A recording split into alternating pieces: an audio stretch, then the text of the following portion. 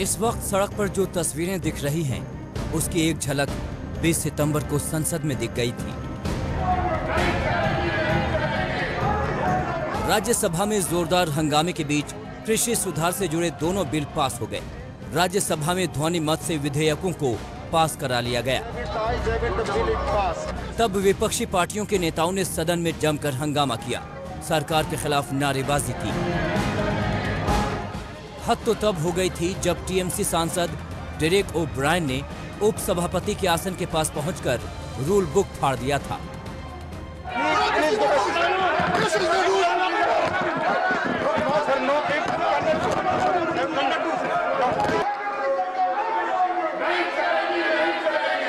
TMC का आरोप था कि उपसभापति नियमों के खिलाफ फैसला ले रहे थे। वो हंगामा इतना बढ़ा कि विपक्षी दलों ने उपसभापति के खिलाफ अविश्वास प्रस्ताव ला दिया। आपके संजय सिंह तो सदन में उपसभापति के आसन के सामने जाकर जोर जोर से ताली बजाने लगे। तब उनको मार्शल के जरिए सदन से बाहर किया गया। साथ ही संजय सिंह समेत 8 सांसदों को सदन से हफ्ते भर के लिए निलंबित कर दिया गया। आज किसान गुस्से में है, तब विपक्ष गुस्से में था। बिना डिवीजन के सब चीज को दरकिनार करते हुए मैं समझता हूं कि ये आज हमारे इतिहास में वो जर्मनी की तरह नाइट ऑफ लॉन्ग नाइट्स है। ये डार्केस्ट क्षण है और इसकी कालिमा बहुत दूर तक जाएगी। मार्शल लगवा के सदस्यों के साथ राज्यसभा के अंदर हाथापाई की गई, अभद्रता की गई, मारपीट की गई, ऐसी स्थिति पैदा की गई जो आज तक कभी इस राज्यसभा के सदन ने नहीं देखा। और बगैर वोट कराए डिवीजन की लोग डिमांड करते रहे, वोट कराने की डिमांड करते रहे, बगैर वोट कराए आज ये काला कानून पास किया गया है। राज्यसभा में विपक्ष ने मोर्चा खोला तो शाम होते होते सरकार की तरफ से 6 मंत्री एक साथ फ्रंट पर आए। एक साझा प्रेस कॉन्फ्रेंस हुई जिसमें रक्षा मंत्री राजनाथ सिंह, केंद्रीय अल्पसंख्यक कार्य मंत्री मुख्तार अब्बास नकवी, संसदीय कार्य मंत्री प्रहलाद जोशी, केंद्रीय सूचना और प्रसारण मंत्री प्रकाश जावड़ेकर, रेल और वाणिज्य उद्योग मंत्री पीयूष गोयल और केंद्रीय सामाजिक न्याय और अधिकारिता मंत्री थावर चंद गहलोत मौजूद थे। डिप्टी चेयरमैन राज्यसभा के उनके साथ जो दुर्व्यवहार हुआ है, प्रत्यक्ष सारे देश ने अपनी आंखों से उसे देखा है।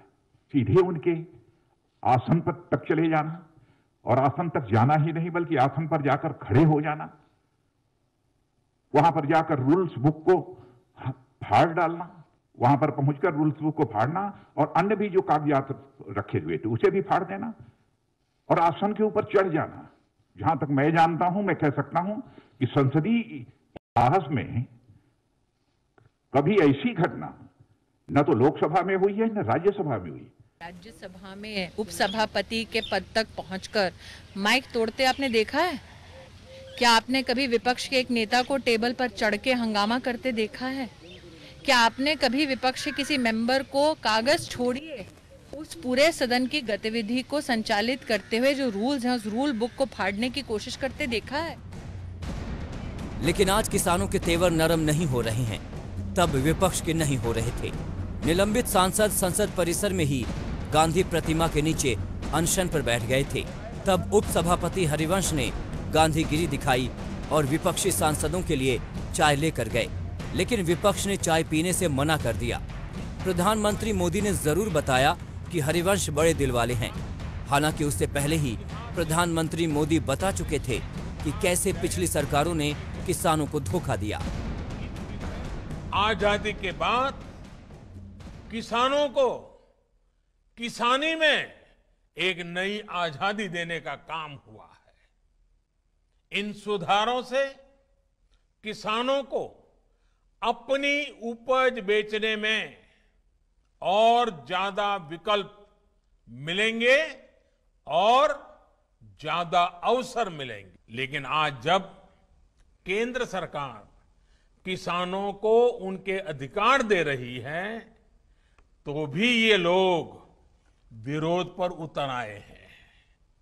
ये लोग चाहते हैं कि देश का किसान खुले बाजार में अपनी उपज नहीं बेच पाए। आपको याद होगा कि प्रधानमंत्री मोदी ने एक बार लिखा था कि अन्नदाता सुखी भव। प्रधानमंत्री मोदी के भरोसे के बावजूद देश के अन्नदाता किसान अपने गुस्से और शंकाओं के साथ सड़कों पर हैं।